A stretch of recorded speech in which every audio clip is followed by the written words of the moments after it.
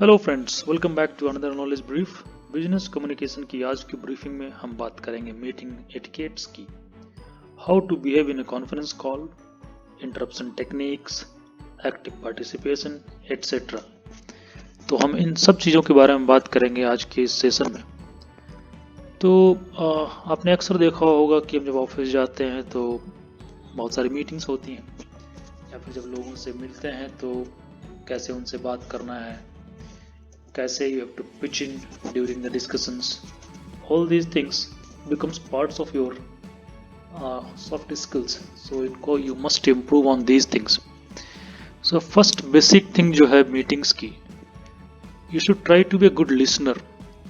Listening is an art, और आपको एक अच्छा आर्टिस्ट होना होगा। मीटिंग का मतलब सिर्फ ये नहीं है कि आप बात करते जाओ। इट्स ऑल्सो अबाउट लिसनिंग, क्योंकि जब तक आप अच्छे से सुनोगे नहीं, आप समझ नहीं पाओगे उस चीज़ को। और अगर आप समझ नहीं पाते हो, then you will not be able to put forth your points. So listening plays very important role. You must listen to attention. तो देखते हैं कि आज मैं क्या क्या कवर करने वाला हूँ इसमें। सो देखिए, पहला चीज है interruption techniques you must develop. पहले तो कोशिश ये करनी चाहिए कि आप इंटरप्ट नहीं करो, एटलीस्ट अब्रप्टली इंटरप्ट मत करो किसी भी डिस्कशन में। जैसे मैंने यहाँ पे लिखा है कि try not to speak over anyone.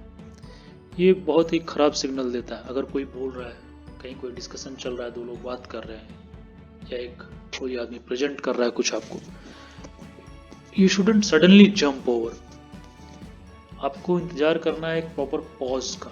जो आप देखो कि एक पॉज आ रहा है, या वो अपने स्टेटमेंट को towards and the person is heading, तब आपको पिचिंग करना है। उस समय पे आप आइए और अपनी बात रखिए। अदरवाइज इन इंडिया तो इसमें कोई प्रॉब्लम नहीं है, क्योंकि ये वेरी कॉमन प्रैक्टिस, सारे लोग ऐसा ही करते हैं। अचानक वो पिचिंग कर जाते हैं। आई एम गोइंग टू से, ऐसा बोल के वो अचानक आपका जो डिस्कशन है या कन्वर्सेशन उसको हाईजैक कर लेते हैं। But if you go outside India, जहाँ पे these etiquettes plays very important role, तो वहाँ पे आपको इन सब बातों का ध्यान देना होगा, क्योंकि इसमें आपकी पोलाइटनेस दिखनी चाहिए। आप किसी को डिमीन मत करो। ये सब चीज़ें बहुत इंपॉर्टेंट हो जाती हैं। लेकिन आप कितना भी कर लो, दीज आर अनअवॉइडेबल थिंग्स। सो अगर आपने ये गलती कर दी है, if you have accidentally spoken over somebody, तो उसको बोलने का तरीका क्या हो सकता है, कैसे उसको सही करना है। Let's see all those things. So मैंने यहाँ पे कुछ एग्जाम्पल्स लिख रखे हैं। जैसे आप देख सकते हो पहला वाला। सो आप ये कॉमनली यूज कर सकते हो। अगर जैसे कोई कुछ कह रहा है, अचानक से आपने उसमें इंटरप्ट कर दिया, then you can say something like this, sorry I interrupted you, you were saying.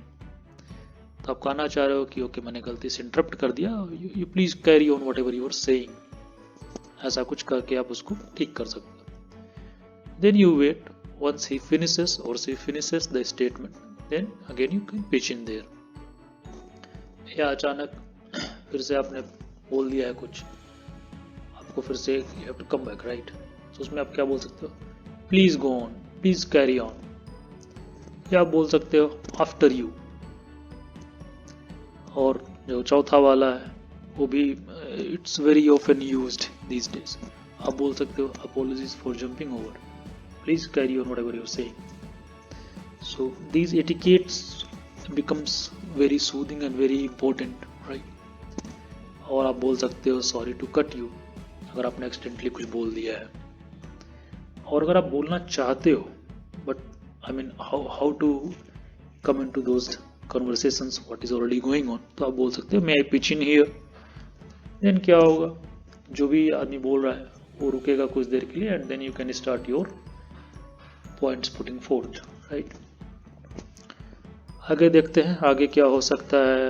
Active participation in meetings. So ये भी एक बहुत ही इंपॉर्टेंट रोल है इन कन्वर्सेशन में, क्लैरिफिकेशन। आप मेनी टाइम्स देखते हो कि आप कुछ कन्वर्सेशन चल रहा है, आपको चीज़ें समझ में नहीं आई, तो आप उसको क्लैरिफाई कैसे करोगे। सो देर आर सम टेक्निक्स और there are a very what we say nice way of handling these scenarios, right? So जैसे मैंने यहाँ पे लिख रखा है कि अगर आपको कुछ समझ में नहीं आया कि उन्होंने क्या कहा है, then how can you clarify that? For example, you can say I'm sorry, but could you speak up a little?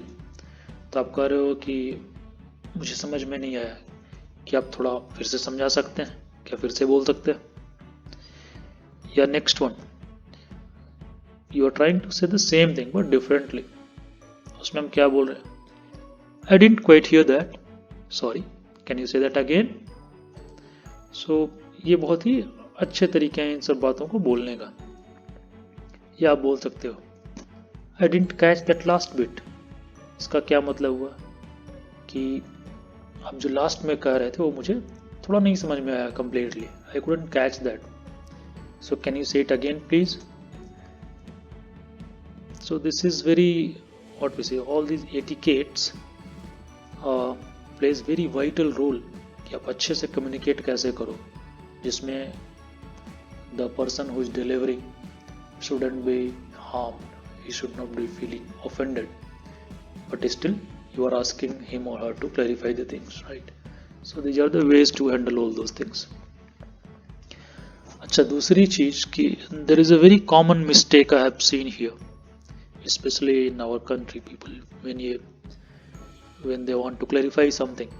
It's a very often I have seen this. They say I have a doubt. So actually उनको doubt नहीं होता है, उनको question होता है. They want to ask some questions.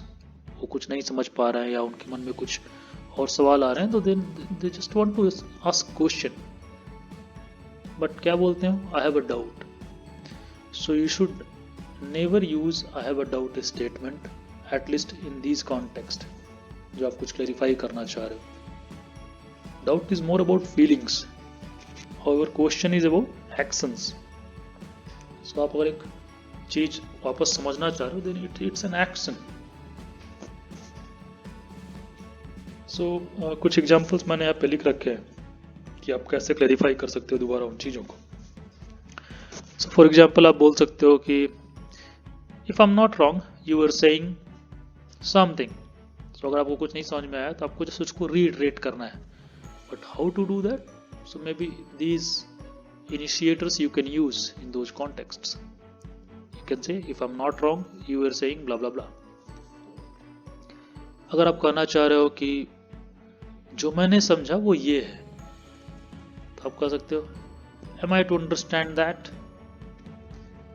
और अगर आप उनको again you are seeking for the clarification, तो आप क्या करना है, जो भी नेक्स्ट पर्सन ने बोला उसको आपको फिर से रीइटरेट करना है, but using these sentences. So you can say sorry but just to clarify this is what are you trying to से.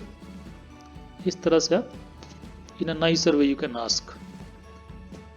Or you can say, so what we are saying here is this is meant for this, something like that. और अगर आपने समझा है completely but उसको आप अपने words में उनको कहना चाह रहे हो and then you are just seeking his or her approval कि क्या मैं ये जो समझ रहा हूँ ये ठीक है, this is what you wanted to convey, तो आप बोल सकते हो let me iterate what you said. Then फिर अपने हिसाब से आप वर्ड्स को फॉर्म करो जो भी उन्होंने समझाया, एंड देन यू आस्क कि क्या मैं ये जो समझा हूँ क्या ये सही है. और यू कैन से let me put it like this, और आगे उसके बाद अपना स्टेटमेंट आप जोड़ सकते हो वहाँ पे. So with this we come to the end of our today's session on business communication. This was the second installment of business communication series. In the next video, we'll again see some more tips and pointers.